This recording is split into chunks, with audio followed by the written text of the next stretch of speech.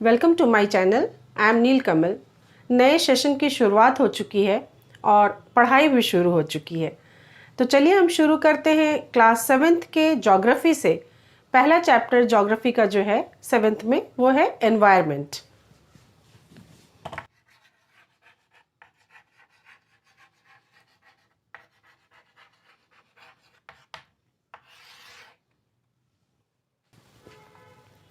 After the long vacation, when Ravi started going to school again, he noticed that the only playground next to his school was dug up.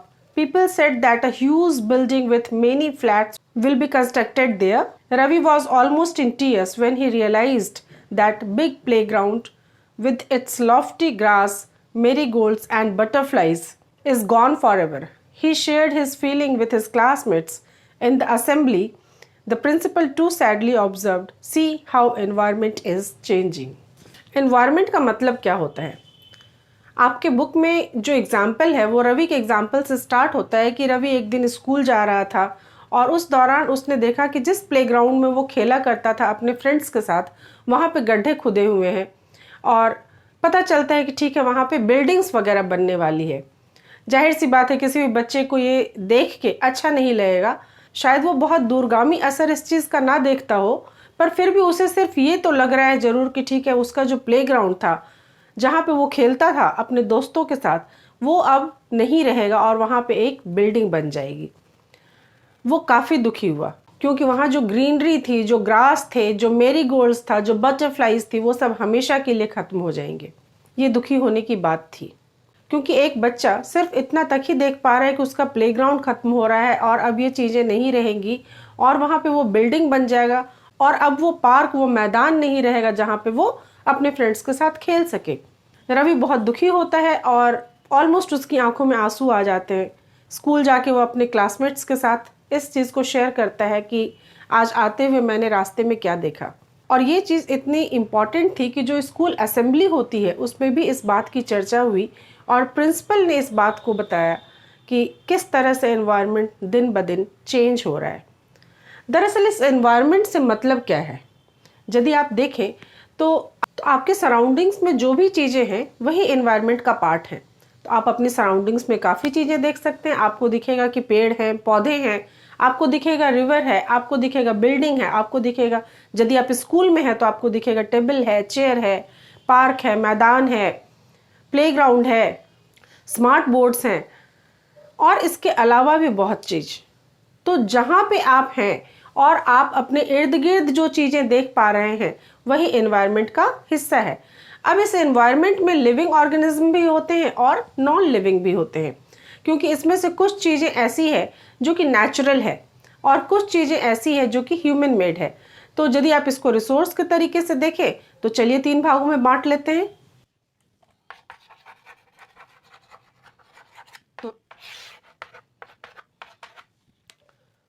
तो resources जो है वो 3 तरह के हैं। एक natural,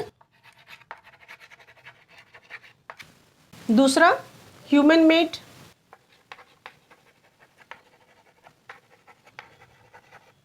और तीसरा ह्यूमन। तो जिसे हम नेचुरल कहते हैं, प्रकृति प्रदत्त कहते हैं, जो आदमी ने नहीं बनाया, जो सदियों से मौजूद है और हमेशा मौजूद रहेगी, और कई बार हम उसे ये भी कह देते हैं कि ये भगवान ने बनाया है। तो ऐसी सारी चीज़ें आपके नेचुरल एनवायरनमेंट के अंतर्गत आ जाएंगी। वो क्या क्या चीज़ें हैं यदि हम देखें तो हम देख सकते हैं लैंड है। लोगों ने अपनी ज़रूरतों के अनुसार इस एनवायरनमेंट को चेंज कर दिया। यदि हम थोड़े पुराने समय में जाके देखें तो आप प्री हिस्टोरिक पीरियड में यदि देखेंगे तो लोग खुद को नेचर के अकॉर्डिंग ढाल लेते थे, क्योंकि उनके रहने के लिए घर नहीं था तो वो गुफाओं में रह लेते थे, वो पेड़ों के नीचे रह लेते थे। और बाद में चल के यदि देखें और बाद में एक जगह से दूसरी जगह जाने के लिए वो जानवरों का इस्तेमाल कर लेते थे। लेकिन समय बीता और समय बीतने के साथ साथ लोगों की आवश्यकता के अनुसार चीज़ों में बदलाव आना शुरू हुआ। और ये बदलाव किसने लाया? ये बदलाव भी ह्यूमन ने ही लाया। तो ये 3 तरह के जो रिसोर्सेज हैं, नेचुरल, ह्यूमन मेड और ह्यूमन, अपने इर्द गिर्द आप जिन चीज़ों को देख पाते हैं, जैसे मैं अभी एक कमरे में हूँ तो मैं देख पाती हूँ कि अलमीरा है, एक कबर्ड है, एक मशीन है, एक मिरर है और एक बॉक्स है, बोर्ड है, there are so many things. तो ये सारी चीज़ें आपके इस कैटेगरी में आ जाएंगी ह्यूमन मेड, क्योंकि इन सारी चीज़ों को लोगों ने बनाया है। और नेचुरल में आपकी वो चीज़ें आ जाएगी जैसे पहाड़ है, पानी है, झरना है। और ह्यूमन क्यों एक रिसोर्स है, क्योंकि ह्यूमन ही है जो अपने मस्तिष्क का इस्तेमाल करके, अपने दिमाग का इस्तेमाल करके नित नए आविष्कारों की खोज करता है। तो बेसिक्स यही है एनवायरनमेंट में, जिसके बारे में हम डिटेल्स पढ़ेंगे। और इस चैप्टर में हम आगे क्या क्या पढ़ेंगे चलिए अभी बता देते हैं। ज्योग्राफी के चैप्टर्स छोटे छोटे हैं, पर फिर भी हम इसे और भी छोटे छोटे सेगमेंट में पढ़ेंगे ताकि समझने में आसानी हो। एक बार में एक पूरा चैप्टर हम फिनिश नहीं करेंगे। तो इसमें आने वाले जो टॉपिक्स हैं जिसको हम डिस्कस करेंगे अपनी अगली क्लास में, वो है कंपोनेंट्स ऑफ एनवायरनमेंट, जिसमें कि हम बायोटिक और अबायोटिक के बारे में पढ़ेंगे। इसके बाद जो नेक्स्ट सब टॉपिक होगा वो होगा नेचुरल एनवायरनमेंट, जिसमें हम डोमेन्स ऑफ अर्थ के बारे में पढ़ेंगे, जिसमें हाइड्रोस्फीयर, एटमॉस्फेयर, लिथोस्फीयर और बायोस्फीयर होगा। साथ ही साथ इकोसिस्टम भी हम पढ़ेंगे। और जो इसका नेक्स्ट सब टॉपिक होगा ह्यूमन एनवायरनमेंट, ये हमारा लास्ट सब टॉपिक होगा।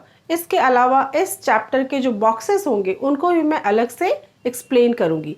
तो आप देखना शुरू कीजिए, मेरी एजुकेशनल वीडियो मैंने डालनी शुरू कर दी है। ऑफ कोर्स अब ये थोड़ी सी कम मात्रा में होगी, क्योंकि अब स्कूल्स ऑफलाइन हो गए हैं और जाहिर सी बात है थोड़ा वक्त भी कम है। तो जो छुट्टियां होंगी उन छुट्टियों में मैं कोशिश करूंगी कि कम से कम वीक में 1 या 2 वीडियो तो ज़रूर डाल दूँ। और आप लोग कंटिन्यू देखते रहिए, पसंद आए तो सब्सक्राइब भी कीजिए। Thank you so much for watching.